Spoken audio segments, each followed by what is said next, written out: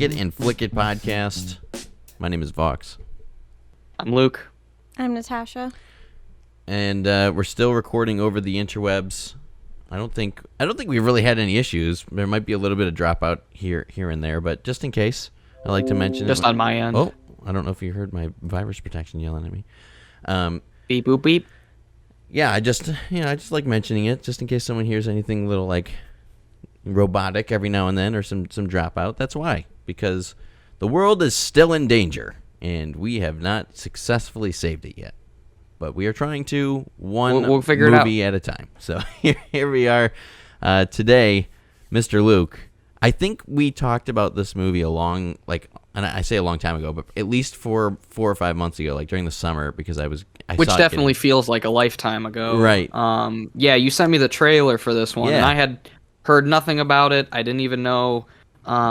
First of all, Brandon Cronenberg, son of the legendary David Cronenberg, who brought us wonderful efforts like the Fly remake, and so yeah, I guess his son's making movies now, and I didn't know that. I haven't seen anything else he's done. So can I read off the first movie that he did? I believe. Sure. Here's the title of it. Okay, 2019. Please speak continuously and describe your experiences as they come to you. A film by Brandon Cronenberg. Like, what are you doing, man? What are you doing? Just calm down with the... He's an artsy fella, and artsy, you can definitely get hints of his dad's love of horror and graphic violence. Oh. And I wasn't super excited or had any sort of expectations for this movie. I didn't know if it was going to be a pile of shit or a really well-made piece of cinema. And I'm proud to report that this movie was pretty great. That's right. 2020's Possessor. And I stand corrected, by the way. That's not his first movie. I don't know what his first movie was, but he has a movie in 2012 called Antiviral that actually has some pretty decent reviews as well. So maybe that was his first one. But yeah, this is... I don't know anything about this guy. That movie's on my watch list. Antiviral? Yeah. Interesting. On Hulu. Interesting. But Possessor, man almighty, was this this was a film that probably shouldn't have been watched the second you got out of bed like we did, but it took us for a trip, that's for sure. This, like I said while we were watching it, is what I mean when I say I like horror movies. I'm not talking about The Conjuring, Sinister 2, dumb shit like that that makes the kiddies jump every 5 minutes. I mean shit like this, where it gets graphic, it gets violent, it's really fucking melancholic, it's like mesmerizing, and you get a lot of different emotions going on, and it all flows together with some wonderful kill and gore sequences. So I didn't do any really major research on it. Like I said, I had sent you the trailer in the summertime because I was looking at I was on one of my YouTube rabbit holes where it was like 10 movies you didn't know that were coming out in 2020, and it was just like this was ranked number 1 on like 3 lists because I think the Cronenberg name was slapped on it, and obviously he has. I would say probably a cult following at this point because all of the movies that I've seen on our Letterboxd page, or not ours, but on Letterboxd, they're all mediocre ranged, like 3s or high 3s, upper 4 stars out of the 5 that you can give on Letterboxd, and there's only like 30,000 views on here, where you get like movies like mentioned the Conjuring and stuff that have like millions of views. Well, I think this did a festival run at somewhere. Is it Sunset? I don't know. Or what is that? Sundance. It might have played at Sundance. Movie? I'm not sure. Okay. But yeah, it definitely has that kind of art house feel to it, and I'm assuming that's what happened to it. And I know the only thing I really knew outside of it was that it was Cronenberg's kid, and that there were 2 different cuts, signifying that some spiciness was going on in the unrated version. So that was definitely the one we went with, and the one I would say you should probably watch, because it's always nice to see what the director wanted you to see versus what was cut down to meet the cocksuckers over at the MPAA, who have ruined numerous films with their fear of saving the children. So it kind of reminded me of that production company A24, the company that did like Midsommar and stuff. I was going to say that it reminded me of an Ari Aster movie also. Oh, yeah. Like Hereditary and Midsommar. Mm-hmm. Yeah, I was definitely getting vibes of that throughout this. And yeah, I think this proves that we might be getting a renaissance of horror movies after many, many moons of just fucking garbage splattered right onto our faces. I don't in the movie think theaters. I'll argue that. I don't think that anything like this will ever become a AAA like title. Well, go ahead, Luke. Have you ever watched Black Mirror? Yeah. That's Tasha's ripping my notes right I out. know. I'm That's what I'm sorry. saying. She's really going for it today. She was mentioning some stuff upstairs, and I was like, "Damn, you gotta make sure you say this because you're killing it." Yeah, because I was getting Black Mirror, The Matrix, Inception, that movie where they like have their heartbeat turned off and then they go in. I forgot what that was. Flatliners, I think it's called. Oh yeah. I never saw that. Tons of stuff like that. And this was both modern and timeless. And I hope you know what I mean by that. Yeah. So let's start chugging down just a little storyline wise because I'll be honest with you. The storyline is direct, but it's the most indirect direct that we could get, if that makes sense. It gives you everything and gives you nothing, which I found really interesting. I did too. I feel like that we kind of understood. The beginning of the movie, we see a lady who is sticking like a needle into her brain, it looks like, and then messing with the device, and she's like crying, she's like hysterical, and then it looks like she's like coming in and out of some kind of trance, and then we see her as the credits are rolling, like little snippets of her, like she's dressed fancy, she's at a party or a hotel of some sort, and then all of a sudden she's slitting a guy's throat and stabbing the hell out of him. So it doesn't. Yeah, I think she worked for him. We never really get like a layout. It's just like, okay, she's doing something, and then she's doing something, and now she's killing. So it's it's more to establish, for one, that there's going to be some graphic stuff going on for this one. We get a wonderful up close shot of this fat guy getting stabbed right in the neck, and immediately, I think that's like 3 minutes in, and you're like, ooh, okay. We're not holding back for this one. I believe she worked for him. Like I said, she looked like Vivica A. Fox in Kill Bill. That's who I thought of when I saw her, and it was really interesting how they just plop you right in, and all you get is something is obviously controlling this person through that injection, and you never really know what's going on until the guy's dead. Yeah, and just I'm going to drop some production thoughts in here. It's bloody as hell, which is great. And again, I think that's a nice effect as far as the practical end goes, because as we're they definitely got the color right. Yeah, as we're a lot of movies get it too light red. This one was dark, gross. Dark, it was and realistic. Dingy. Yeah. And this is a thing that I think happens every now and then too, is that we get like these higher visual end movies, which we will see later on in this film, that there are some really stunning visual, aspects to it, but we're getting these more practical layouts of how things can be done with no CGI help, no special effects help as far as a computer goes. It makes me so happy. Yeah, just get a gallon of blood and douse people with it, and then we'll get into some of the other stuff as I keep chiming back in with production wise, and spoilers, I guess from here on out. Yes, but the big thing that is in this opening shot, I think, pulls from movies that we have shit on, but I have mentioned I'm a fan of, like Saw, for instance.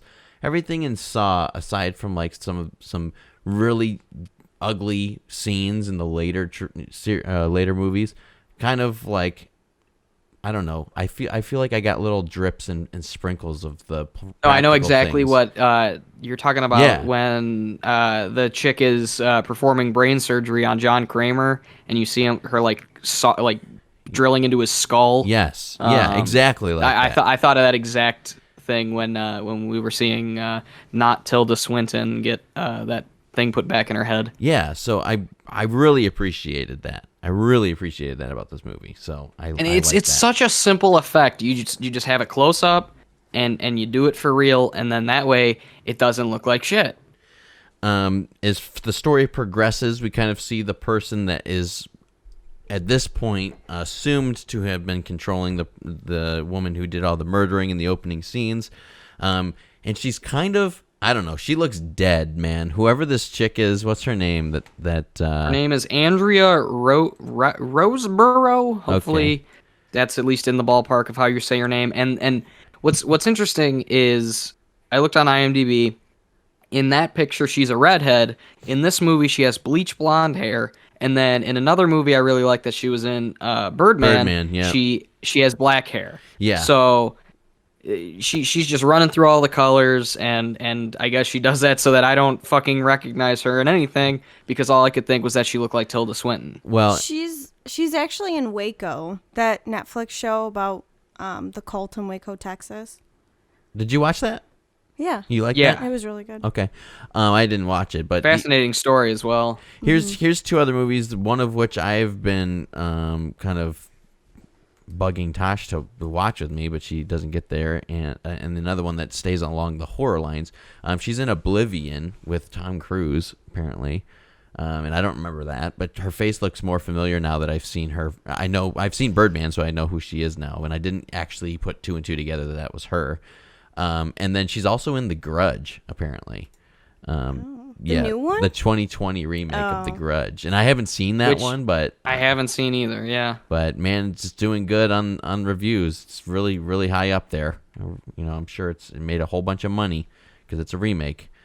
I don't think it did. I think it bombed pretty hard. That was all sarcasm. That was very, very high sarcasm. Well, if you remember, that was one of the last things to go into those movie theaters, I think they were called. Wow, I haven't heard about What one are of those. those? Yeah, I haven't heard one of those in a long time. I'm a pretty deep sure cut, that's Luke. where. Yeah, that's where my great grandpa would go to watch these things called movies. Oh, motion pictures, moving pictures. Yeah, they were they came out before Netflix was around.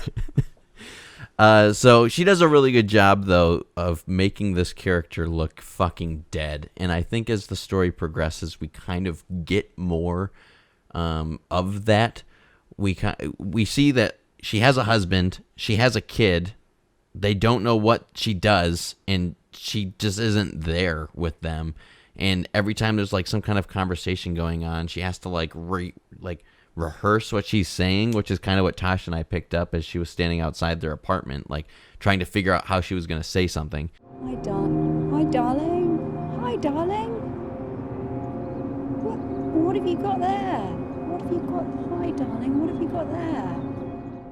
And then they have sex after dinner, and the only thing she's thinking about is slitting people's throats. So she does a really like dead-faced job at like being the mannequin, just like a human shell that is supposed to be in another body, which is obviously what we start seeing as the story progresses. Yeah, that's one of the big themes of the movie, and I'm sure we're gonna get into all that and what everything means towards the end. But yeah, the whole movie from the very get-go was Tasia, as well as characters we'll meet along the way, having a real problem with their identity, like being forced to act one way when you can tell that's just not what they're about. Mm-hmm. And we get that right away when she's going to meet her, I'm assuming, estranged husband and son. She's like coaching herself through what to say and how to act, I guess, around them, and you can tell she's just not into it anymore. She fucking fantasizes about killing her husband while they're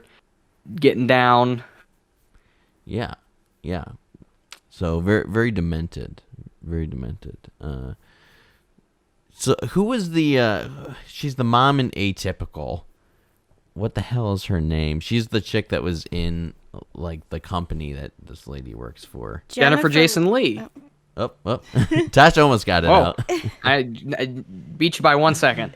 So that was funny to see a name that named actor. Well, we had two big names that I didn't know were in this. We had Jennifer Jason Leigh, who is tremendous in The Hateful Eight, as well as Fast Times at Ridgemont High. There's a few deep cuts for you, and of course we got Sean Bean, who, if you know Sean Bean, he usually dies in everything he's in. So it's nice that he almost died in this one, but he managed to scrape by. How the hell did he survive? Is my question. Right? I don't know. He got a fucking eyeball scooped out and still made it. So good on him. Isn't he the Bruce Banner's dad in The Joker? Right? Bruce Banner, fucking Wayne. Good Lord, I got my Marvel mixed up with my DC. I was gonna say I have no fucking idea what you just said. Yeah, I think he plays in Joker. He plays. He's not showing up. Father Wayne. No, maybe he's not. He's in Martian. He's in Lord of the Rings. Huh? No, that's no. Sean Bean is fucking Ed Stark. Oh, that's who he is. God damn it. And Sean Bean has a long-lasting reputation that almost every movie he's in, he dies. Yeah. I'm sure if you look it up, so as soon as I see him now in anything, I'm just waiting for him to die. And we definitely don't disappoint in Possessor because he gets fucked up. Yeah, and speaking of Game of Thrones real quick, the gentleman who plays Colin, his name is Christopher Abbott. He kind of looks like the guy who plays Jon Snow. A little bit, yeah. And I couldn't figure out where he looked so familiar from, but goddamn, he looks almost exactly like the guy who plays Jon Snow. So that was he was in another kind of artsy, surrealist horror movie, It Comes at Night. If you ever saw that. Oh, with what the fuck is that guy's name? He's in The Gift. Yeah, I'd never seen it, but I wanted to. That came out a couple years ago. Joel Edgerton, that's his name. Wow. And that's another one I really like because of how fucking bizarre it gets. Because how weird it gets. Yeah, sure. Interesting. Yeah, we can jump forward here though as we're starting to get into a little bit of murderous killing. Storyline pretty much goes that this person is assigned to possess people, if you will, take control of their body for whatever that they pay for to do is kind of what I got from the conversation. Yeah, they gotta kill high-end clients, and I guess it gets very confusing because the last movie we talked about, Freaky, we got a girl jumping into a guy's body and vice versa, and a lot of different brain swapping going on, and she's tasked with killing the head of this big tech corporation, think Mark Zuckerberg type guy, and she takes over a low-level employee for the company who's dating the CEO's daughter, and you can tell he already just hates the guy, and it shows that the guy has this wonderful Elon Musk public persona, but then behind the scenes he's a total asshole. We're just having a little chat here, Colin, so why don't you fuck off into a corner somewhere? Don't dirty my floor. The thing that I kind of like about that is it's kind of like a hitman ordeal, where they pay money to have someone do something for their benefit. So it's kind of like this black market hitman. Yeah, and like Tosh was saying earlier, this definitely would have been a really well-made Black Mirror episode. Yeah, I think so. I think so as well. So if they die, are they dead in real life? If they die in that...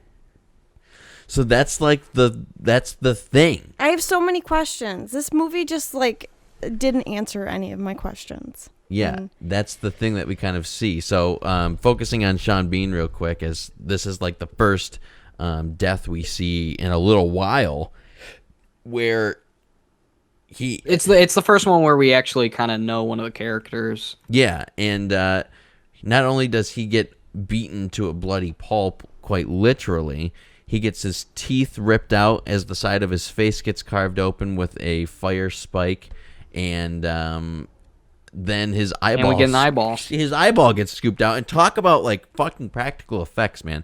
So when that was gnarly. So when the fire spike gets put into his mouth and his cheek kind of gets ripped out, like the teeth come out of the side of his cheek a little bit. If you see that, because they get kind of broken off. And then same thing with the eyeball. You can see the entire eyeball being scooped out of the side of his face, which is just brutal. And yeah, and I'm more than certain that's something that would have been removed from the theatrical R-rated cut. I would think so too. Yeah, because I was watching most of it, but I had to look away during that scene when his teeth were being ripped out, or not ripped out, pushed out. Yeah. I don't know. Tasha's still cringing as she thinks about it. There was a couple of scenes where she kind of like looked away a little bit because she gets a little queasy every now and then.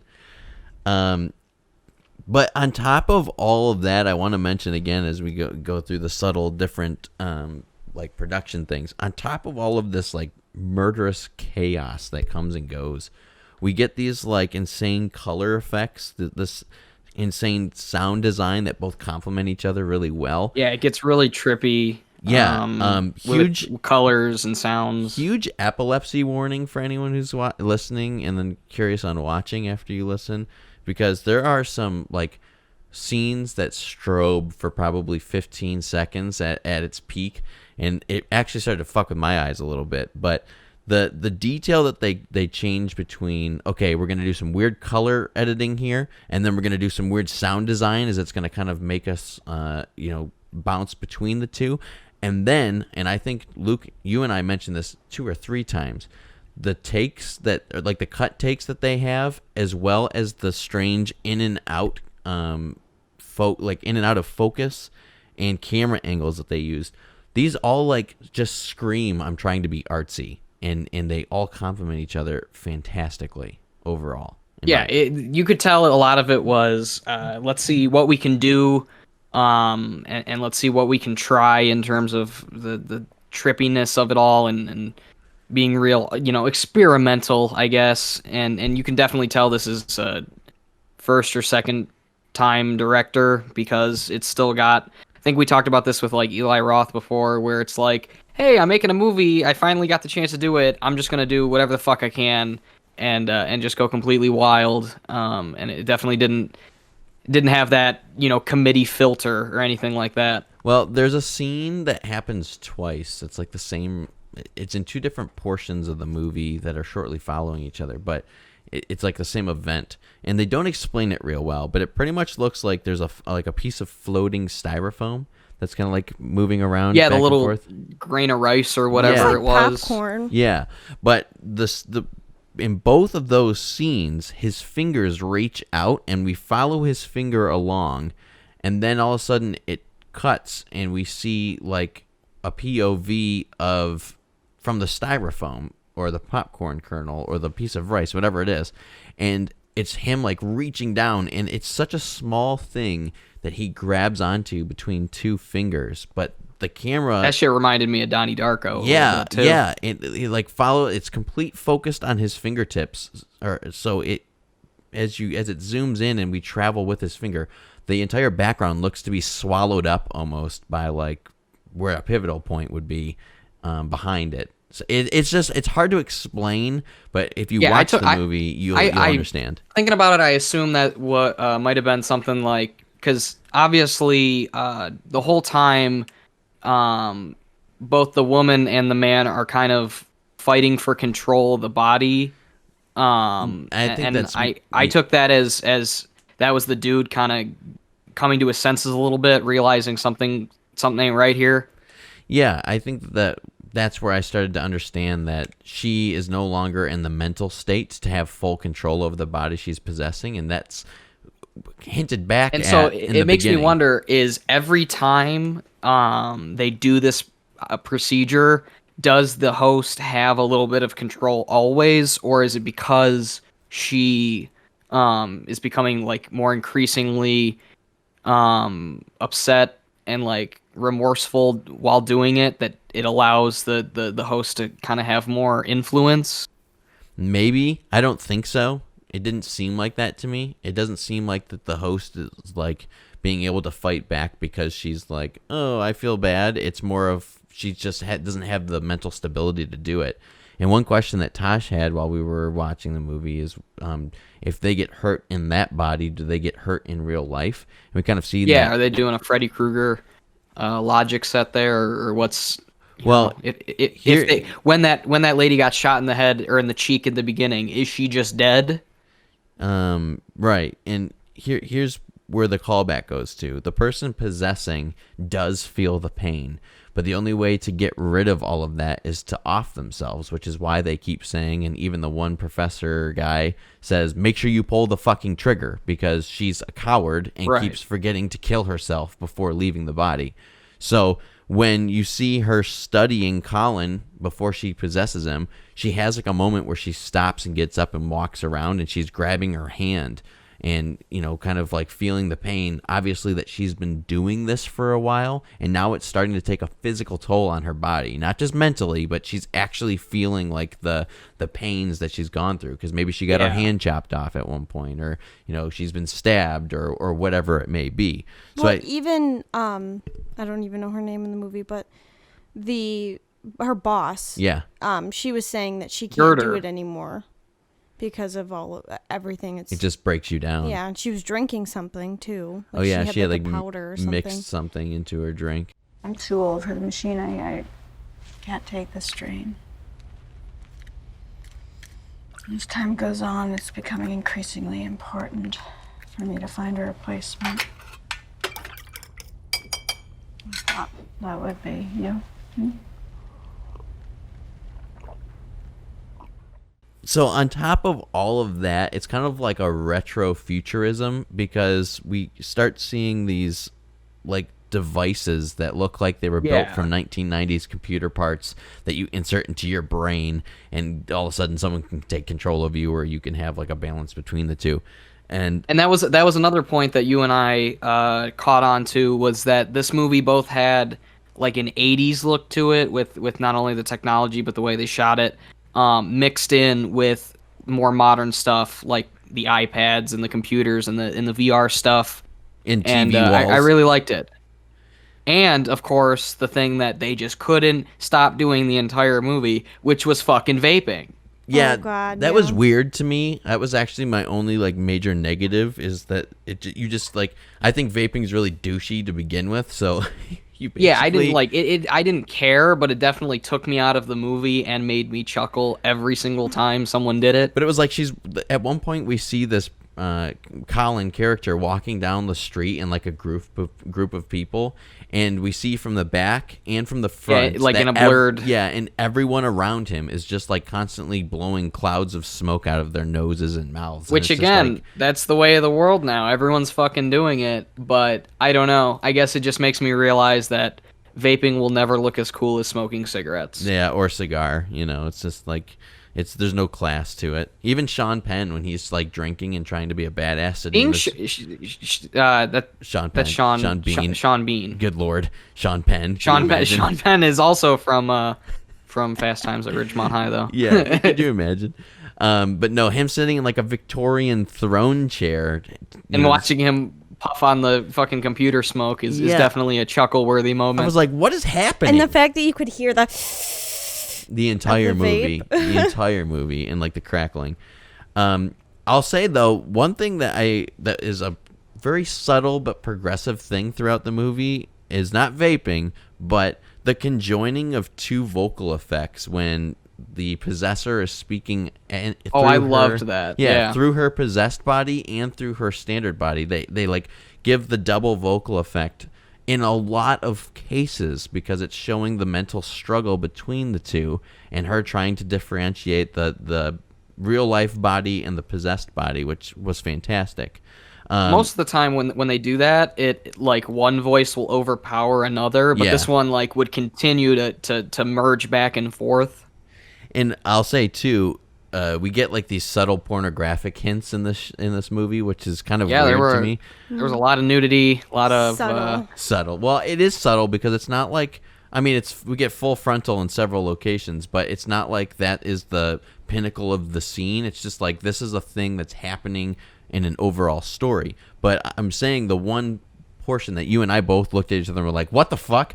Is there's a swap, like a gender swap error that happens because she's possessing a male, she's a female, but has to have sex with the male's wife. And then in the error, she sees herself both with tits and a dick. So it's kind of like this weird, she doesn't know what portion's in control, out of control, what's happening. And it was just like, whoa. Which I actually have something on that bit. Okay. Was the only behind-the-scenes thing I guess read about before because we just watched the movie. Yeah, literally an hour ago. And yeah, just hopped on and did this, which I always like to get our initial thoughts, especially if they change after a while. But anyway, is that little bit there with what the fuck is the main character's name? I keep starts with an S or T. Tassia.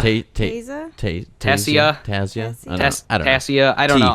I've been avoiding saying it because I know I'm going to say it wrong. Yeah. Mrs. Voss, we'll just call her because her last name's a lot easier. That was in the original script, I guess, and they decided to cut that out because they thought no one would want to do that. And then when the movie was being made, the lead actress asked Brandon Cronenberg if it would work better if that was in there, and he got a little creeped out, saying like, "You read my mind," whatever, and they put it back in. So is it her with a prosthetic dick, or did they get? I'm sure it's a Mark Wahlberg Boogie Nights fake wiener, but I don't really think that matters too much. No, but to me, okay. So this is where a little bit of like curiosity always comes in on movies that have like tremendous sex scenes in it, because they get down and funky in one portion. Yeah, we get several different groups, several different pairs, I guess, having sex. We get a couple instances. Maybe it was just the one of when he's at work, flipping through webcams. Which is already horrifying enough. We get full frontal nudity from both genders. So I'm saying Mr. Cronenberg ain't holding back. In the scene where Colin and his wife are going at it for 5 minutes on screen, like, are they actually fucking, or is it just all like multiple takes thrown together? You know what I mean? Like, yeah, no, they're definitely not actually having sex. But you never know, because I've read lots of articles that lay out that like, you know, people have done that for more realism, and I don't know. I would. Hey, you might be right. I wasn't there, so. But I don't lay out, like, I wouldn't say Cronenberg would put it past him, especially if he has an actress who's saying, "Wouldn't this make more sense if I had a fake dick on, like, for this scene?" You know. So maybe all I'd be thinking is, I have the perfect lead for this movie because she is committed. Yeah, well, that's what my question was going. Like, would they just do like you said, the fake dick, or would they get a transgender person? Like, I don't know. We are in a time where like lots of things are possible. I think you're reading and lots of extremely things far crazy. into it, and This is what I like to hear. Well, no, I'm just. I don't know. If I was in his shoes, would I want it to be as realistic as possible to fit the story? Maybe. You know, I don't know. I'm not there. That's why I leave the surrealist horror up to the masters, because I don't know. Yeah, and I mean, and that's pretty much where we get to the extent of the story, is like, we just have to decipher where we're, like, what we're thinking at the end. The ending of this movie. Well, there's one more aspect I wanted to, before we jump into our whatever, is the company that Colin works for. I really liked how it was just it was like another brick in the wall. Pink Floyd sort of deal, where it's just this faceless corporation, doesn't give a shit about these low-level employees. It reminded me of, if you've ever seen Brazil. No. Same sort of deal, where it's just, doesn't care about the low-level employees. You're all just irreplaceable. Do not matter whatsoever. And again, gets into the shit with the identity. Oh, whoa, there it is for you. There it is. There's a good one. But all that shit with not having an identity when you're just sitting in a VR headset all day doing the same bullshit. Yeah. On and on and on. And obviously that's why they picked Colin, because when he gets time to killing Sean Bean, it makes sense because the guy is a fucking asshole. Yeah, and that does, I think, lead to the end of the movie too, because we start, and it gets real weird real fast, but we start seeing the indifference and unbalance between the possessor and the possessed. And it just kind of like, okay, here it is. This is what's happening. It's up for interpretation now. Like, do you got any questions? Because you're not getting any answers. We're all done. And not that the last 3 deaths weren't badass and absolutely fantastic in the gore department. And that's it made some very bold decisions. Yes. But once the credits roll, like, we're kind of like, what? Yeah, that's it. What happened? Like, where did it, what, we didn't get any explanation on anything. So, to wrap, like, where we're going is this is my interpretation on it. The possessed Colin is in control of his body now, and the possessor, which is Miss Voss, is stuck there. So she's only witnessing what he is doing. And then he goes to the family's house, murders the dad brutally with a butcher knife, gets stabbed in the neck by the kid, and then shoots the kid brutally through the head and chest several times. And then once they're laying in the giant pools of blood, as the 2, pools of blood connect, they both say at the same time, pull us out. So to me, we see at the end, okay, it's Miss Voss and then her boss, which is the mother from her name's Girder in the movie. Okay. Jennifer Jason Leigh's character in a tank next to her. And the way that I figured it out or am making the assumption is she possesses the kid. And the kid goes and kills Colin's Colin, because Miss Voss is prisoner in Colin's mind. Yeah, she can't kill herself or can't kill. Well, you want me to break it down for you real quick? Break it down, man. Get all funky. Let me lay out the cardboard. So, a few things I wrote. The melty face mask that Colin puts on. We totally forgot about that. Yeah, wasn't going to let that one go by without mentioning how horrifically amazing that was. I'm assuming that's the moment where Colin was fully in control. Yeah, Tosh jumped like a motherfucker when the head popped. When he was like squeezing her head, and it popped. She jumped so hard because it just Seamless popped. Cut. There was no blood or anything, no cracking. It just popped, and I was like, "What the?" There was nothing happened. He just died.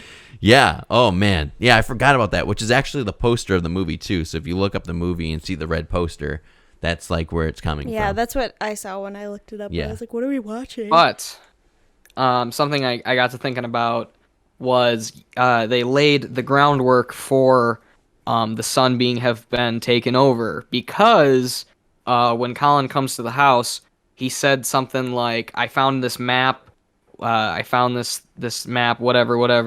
and I'm assuming that was what lured the son away from the house to be chipped by Girder, and that, whatever, and then moving past that, this helped alleviate Mrs. Voss of that guilt that she's been feeling about it, because she has severed ties from her old life, and now she can continue to be this perfect assassin for this possessing enterprise, and she no longer will feel bad about it henceforth. Yeah. I mean, I think that pretty much sums it all back up too.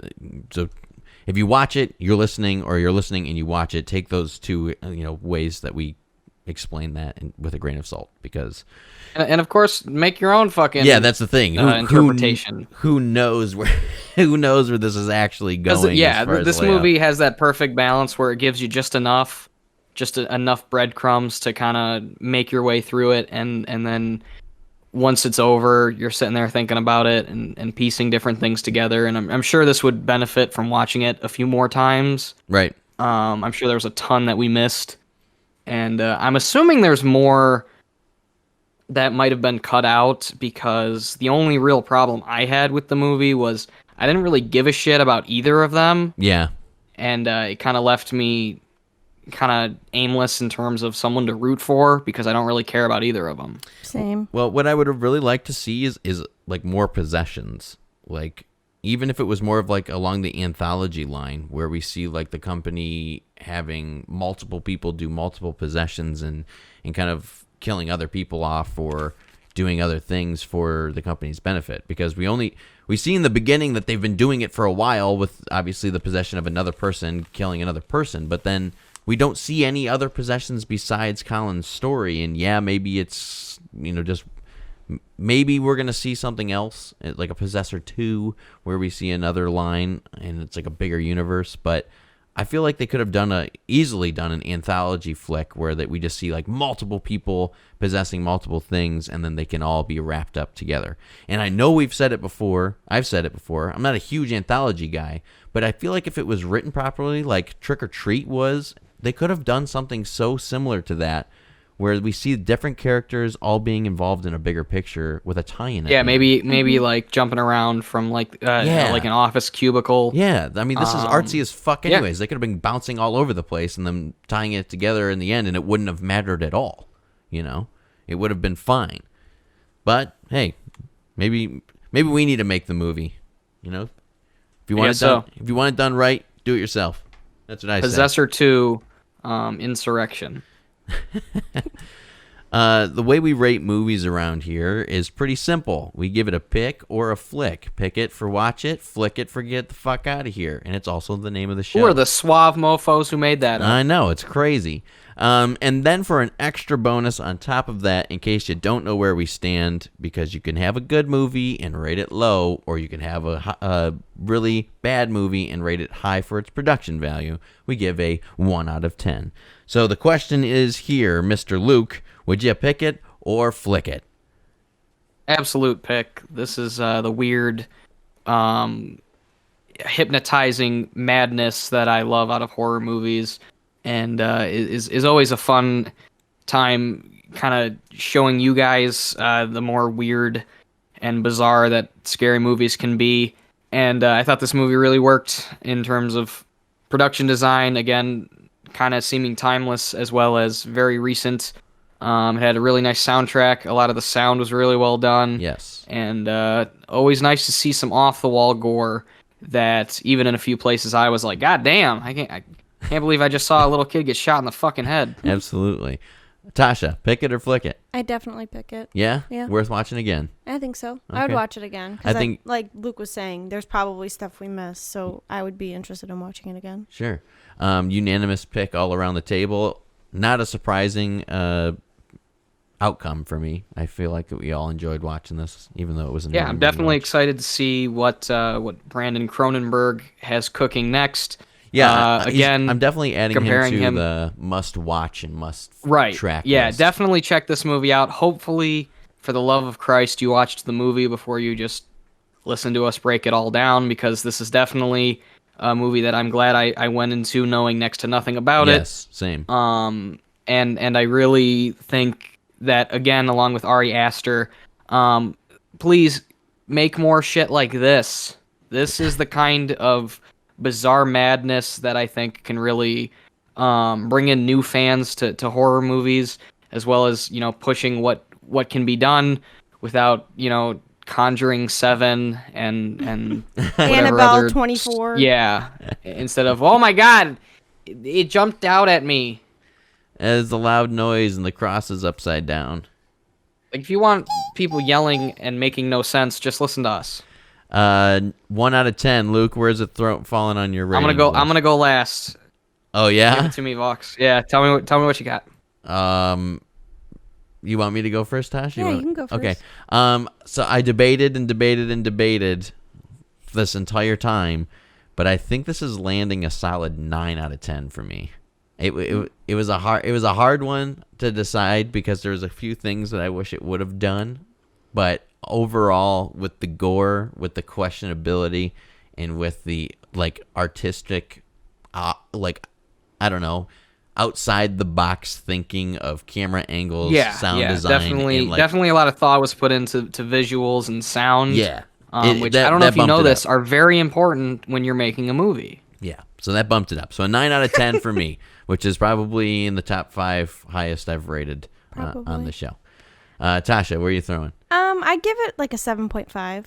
Oh yeah? Yeah. Yeah. Sorry, bringing back the 0.5s. I can't believe you.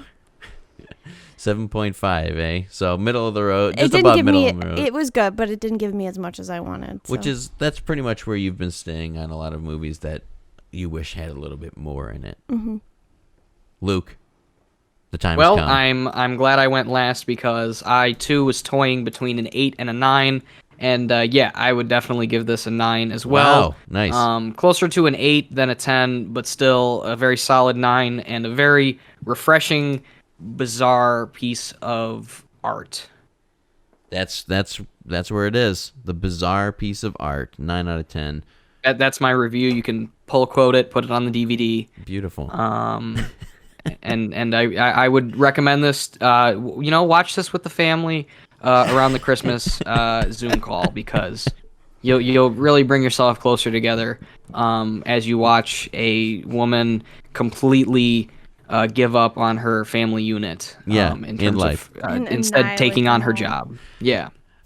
We've been saying it for the past few episodes, but we want to keep the train rolling. If you enjoyed what you're hearing and you made it all the way through the end, please drop a comment. Please give us a subscribe. And, if you want to see what we have to say about movies that you like, you can definitely suggest some movies. We have a few that are in the pipeline right now that we're waiting to, shoot out. But we'll get there. So if you want to say, hey, really enjoyed this, you might want to see this because you might feel the same way, we would love to watch the movie. We have a goal of hitting 500 subscribers. I don't know when the goal ends, but that's what we want to hit in order to get our faces on screen and do a little bit more production-wise on the YouTube channel. And I don't know. It would help Vox sleep at night. It would make me feel. You know what? It would bring a smile to my face. Luke is fortunate enough to have another channel that he can fall back on with 2,500. YouTube.com/Confused Reviews. That's right.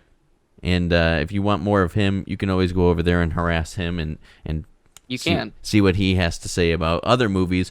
And if you're like, hey, I want more of both of you, just subscribe to both channels, and then you get both of us.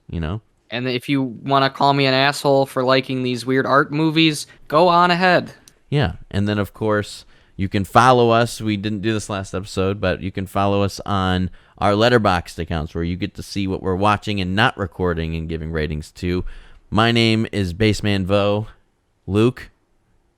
Again, Confused Reviews. Vox and I both put up kind of fun, jokey, quippy little few sentence long reviews over there. So if you're just itching to know what we think about certain things, we tend to do just about anything over there. And then same with over here. Tosh is now on a brand new profile that you can successfully follow without having to expose her true identity. What is your new username? Natasha. She's Batman. She's Batman. Natasha Bing. Natasha Bing. B-I-N-G. Yeah, like Chandler the search engine. That's right, the failed search engine. Follow us up on there, see what we're watching and not recording, and get our quippy opinions.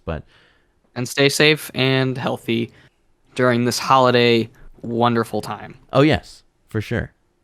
Tasha, what do you call? Don't eat the yellow snow. What do you call a killer with two butts? An asshole. An assassin. An assassin? Yeah, two asses. Assassin. These are bad. I know. I'm just sitting here thinking about whoever wrote that, and they were writing that down, and we're like, damn, that's fucking funny. That's some gold content.